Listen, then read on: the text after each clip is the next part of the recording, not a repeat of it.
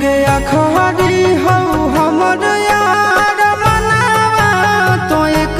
बेर बात कर लगे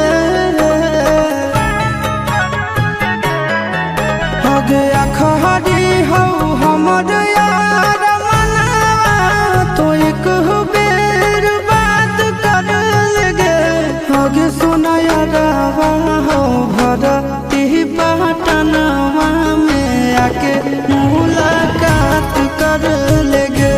आगे सुना यारवा हो भरती पटनवा में आके मुलाकात कर लेगे आगे चली जाइबौ छोड़ी के दुनिया विदाई अपने हाथ कर लेगे आगे सुना यारवा हो भरती पटनवा में आके मुलाकात कर लेगे आगे सुना यारवा हो भरती पटनवा में आके मुलाकात कर लेगे।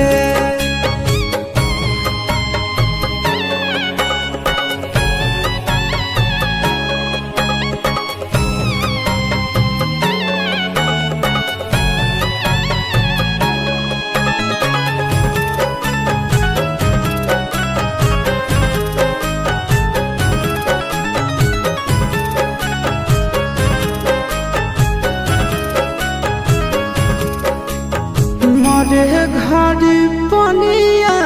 पिलाई दी है जान गे कफन ओढ़ाई दी है टूटत ही जब प्राण गे मरे घड़ी पनिया पिलाई दी है जान गे कफन ओढ़ाई दी है टूटत ही जब प्राण गे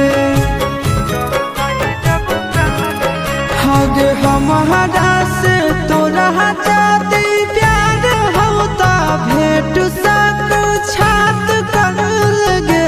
आगे सोना यारवा हो भरती पटनवा में आके मुलाकात कर लगे आगे सोना